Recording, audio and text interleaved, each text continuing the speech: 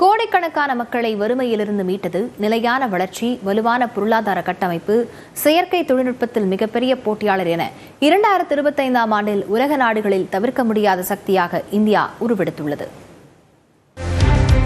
நடப்பு 2025ஆம் ஆண்டு நிறைவடைய இன்னும் ஒரு வாரமே உள்ளது. இந்த ஆண்டில் இந்தியா வளருமா என்ற நிலையில் இருந்து மாறி எவ்வளவு விரைவாக வளரும் என்பதே உலக நாடுகளின் பேசுபொருளாக மாறியிருக்கிறது. பொருளாதார நிச்சயமற்ற தன்மை, உள்நாட்டு குழப்பம், அடிக்கடி கொள்கை மாற்றம் போன்றவற்றால் தத்தளித்து வரும் உலக நாடுகளுக்கு மத்தியில் இந்தியா தனித்து நிற்கிறது. குறிப்பாக மக்கள் நலத்திட்டங்களை செயல்படுத்தியது, பயனாளிகளுக்கு நேரடி பண பரிமாற்றம் போன்றவற்றால் சமத்துவ சமூகத்தை உருவாக்கிய நாடுகள் பட்டியலில் சீனா, அமெரிக்கா, G7 நாடுகள் மற்றும் G20 நாடுகளை பின்னுக்கு தள்ளி இந்தியா முதலிடம் பிடித்திருப்பதாக உலக வங்கி தெரிவித்துள்ளது. சுமார் 94 கோடி பேருக்கு சமூக பாதுகாப்பை உறுதி செய்ததன் மூலம் மிகப்பெரிய அளவில் இத்திட்டத்தை விரிவாக்கம் செய்த நாடாக இந்தியாவை அங்கீகரித்தது சர்வதேச தொழிலாளர் அமைப்பு. 18 ஆண்டுகளுக்கு பிறகு முதல் முறையாக கிரெடிட் ரேட்டிங் ஏஜென்சியான S&P குளோபல் இந்தியாவின் நீண்டகால கடன் மதிப்பீட்டை BBB- இருந்து BBB ஆக உயர்த்தியுள்ளது.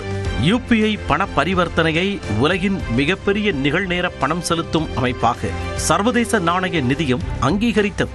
அத்துடன் இந்தியாவின் தீர்க்கமான சீர்திருத்தங்கள் மற்றும் டிஜிட்டல் புரட்சியை வெகுவாக பாராட்டிய சர்வதேச நாணய நிதியத்தின் இயக்குனர் கிறிஸ்டலினா ஜார்ஜியவா உலகளாவிய வளர்ச்சியின் முக்கிய மையமாக இந்தியா இருப்பதாக பெருமிதம் தெரிவித்திருந்தார். உலக அறிவுசார் சொத்துரிமை அமைப்பு அறிவுசார் சொத்து முதலீட்டில் மிகவும் வேகமாக வளரும் பொருளாதாரங்களில் ஒன்றாக இந்தியாவை அங்கீகரித்தது. கடந்த 10 ஆண்டுகளில் இந்தியா 17 கோடிக்கும் அதிகமான மக்களை தீவிர வறுமையில் இருந்து வெற்றிகரமாக வெளியேற்றியதாக உலக வங்கி பாராட்டியது. ஐக்கிய நாடுகள் சபை நிர்ணயித்த நிலையான வளர்ச்சி இலக்குகள் குறியீடுகளில் இந்தியா உலகளவில் 167 நாடுகளில் முதல் முறையாக 100 இடங்களுக்குள் இடம் பிடித்தது. வலுவான பொருளாதார கட்டமைப்பு, வருமான வளர்ச்சி மற்றும் நீண்டகால கட்டமைப்பு சீர்திருத்தங்கள் ஆகியவற்றின் காரணமாக இந்தியாவின் வளர்ச்சி பாதையில் உலகளாவிய முதலீட்டாளர்கள் நம்பிக்கை அதிகரித்திருப்பதாக கூறி உலகளாவிய தர நிறுவனமான கோல்ட்மேன் சக்ஸ் இந்திய பங்குச் சந்தையை ஓவர் வெயிட் நிலைக்கு மேம்படுத்தியுள்ளது. யுனெஸ்கோவின் பாரம்பரிய கலாச்சார பட்டியலில் இந்தியாவின் தீபாவளி பண்டிகை இடம்பெற்றது. இதேபோன்று மராத்திய பேரரசின் இராணுவ தடத்தை உலக பாரம்பரிய சின்னங்கள் பட்டியலில் யுனெஸ்கோ சேர்த்தது.